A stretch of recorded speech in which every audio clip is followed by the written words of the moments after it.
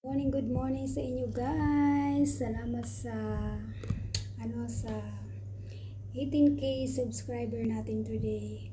Dahil dyan guys, sisipagan ko na mag-exercise.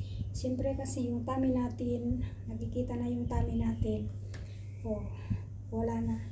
So kahit namami na tayo guys, kailangan pa rin natin na alagaan yung sarili natin kasi yung braso natin lumalaki. Yan, napabayaan sa kusina.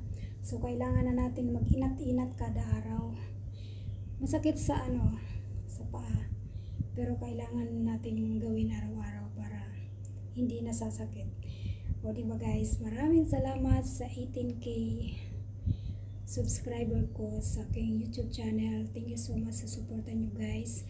Kung nakikita nyo naman, kailangan ko na talagang mag-diet. Pero guys, bumaba naman na yung kilo ko, 49 na lang. Pero yung tummy ko na lang talaga yung yung problema. So nakakahiya.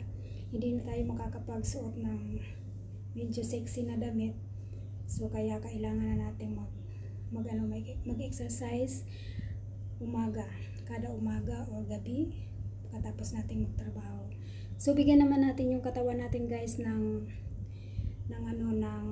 oras, hindi lang puro trabaho, para ma-maintain natin yung ating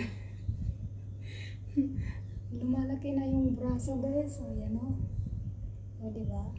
Thank you so much and God bless sa ating lahat. Bye bye.